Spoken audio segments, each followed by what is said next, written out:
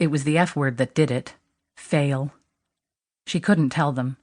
Couldn't tell her parents that Mrs. Elliot asked her to stay behind after class, got up and closed the door. Have a seat, Cathy. And Cathy knew what was coming, but couldn't stop it. She'd failed her exams.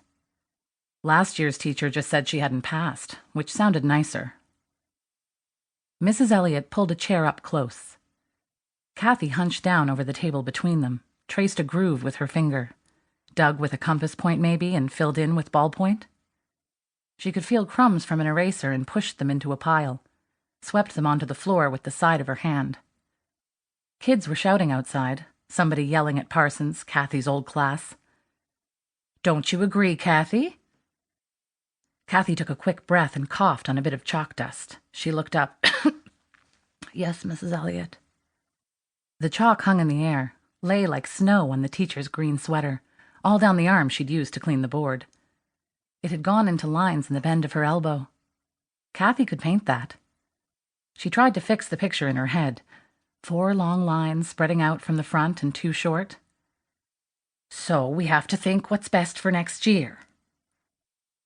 She didn't want to hear about next year. Mrs. Elliot was going to tell her she'd have to do grade 7 again. Again. Couldn't bear it.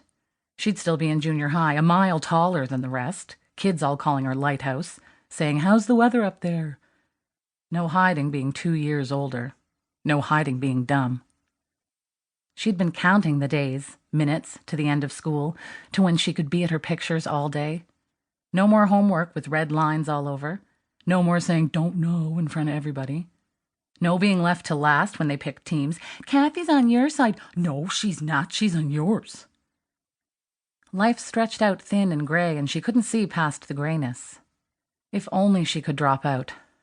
And do what? She was no good for anything, or anybody. The one thing she could do, wanted to do, was paint. But she needed someone to show her, needed proper paints and boards or canvas or whatever, and she'd never have the money for all that. And you couldn't buy them round here anyway. So she was stuck going round and "Cathy?" Mrs. Elliot was holding out an envelope, saying it would all be sorted out next September. Cathy didn't want to touch that envelope, whatever was inside it. The teacher stood, patting her shoulder, and Cathy went on sitting like a lump. "Off you go now, or you'll miss the bus. And give that to your parents soon as you get home." Cathy missed the bus on purpose.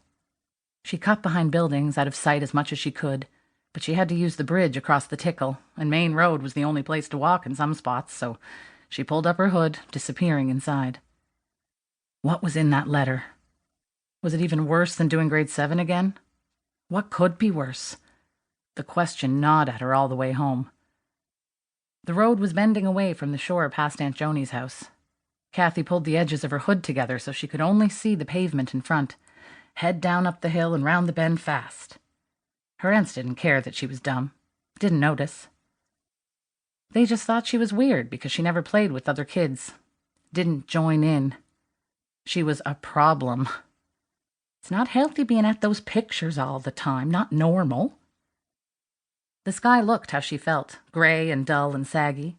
It just sat on your head and squeezed the juice out of everything. Nothing moved down in Mariner's Cove, on the wharves or on the water. Even the gulls looked bored. The tears started up again, drying in the wind, so by the time she had walked the 6 kilometers home to Mariner's Head, her face had stiffened in stripes. "Can't stay back, won't stay back." She hid the envelope in a drawer under her paint things. It was Mom's card night, so supper was a rush job, macaroni and cheese, none of the usual questions. Cathy scrunched down and pushed food round her plate, but Mom was flapping about, so she didn't notice. When Cathy said she was going to bed, her dad stared at her over the top of his newspaper, like he was checking the ocean for signs. Anything wrong? No? She only just made it out of the room before her eyes filled up again. She hated this crying stuff, never used to cry. And in bed, with the covers over her head, it all got worse and worse. What was she going to do? And in the hour before dawn, she decided.